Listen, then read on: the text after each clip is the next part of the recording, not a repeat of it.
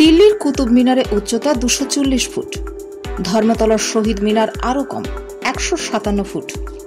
তাঞ্জোরে বিশ্ববিখ্যাত বৃহদেশ্বর মন্দিরে আকাশ ছোঁয়া বিমান বা চূড়ার উচ্চতা 217 ফুট। সেখানে খাস কলকাতার উপরে হাওড়ায় তৈরি হচ্ছে 400 ফুট উঁচু এক পেল্লায় টাওয়ার। বলা হচ্ছে তৈরি হয়ে গেলে এটি হবে সম্ভবত ভারতের সবচেয়ে উঁচু টাওয়ার।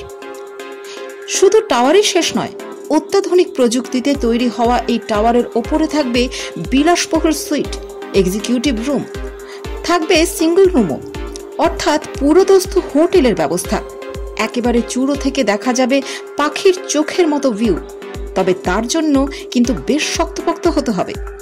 ধরুন আপনি উচ্চতায় ভয় পান, সেক্ষেত্রে কিন্তু 400 ফুট উঁচুতে রাত্রিবাস করতে গেলে কয়েকবার ভাবতে হবে আপনাকে।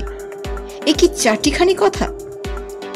প্রায় নজিরবিহীন এই টাওয়ার তৈরি হতে চলেছে হাওড়ার বেলিলিয়াস পার্কে। কাজ প্রায় মাঝামাঝি পর্যায়ে। মাঝে একটা ঝিল, তার চারপাশে ছিমছাম সজ্জায় সাজানো বেলিলিয়াস পার্কের সম্প্রতি খোল নলচে বদলেছে হাওড়া পুরসভা। বেসরকারি নির্মাণ সংস্থা পঞ্চদ্বীপ কনস্ট্রাকশনের সাহায্যে বেলিলিয়াস পার্কের আমূল সংস্কার করে লাগানো হয়েছে একটি অতিকায় নাগরদোলা। ঝিলের পাশ ধরে শান বাঁধানো চওড়া রাস্তা, ঝিলে বোটিং করার বন্দোবস্ত, ঘাসের গালিচায় আরাম করার ব্যবস্থা। সোমবার ছাড়া বাকি সব দিনই খোলা থাক পার্ক। কচি কাচাদের জন্য দেদার আমোদের ব্যবস্থা রয়েছে, লাগানো হয়েছে জাম্পার।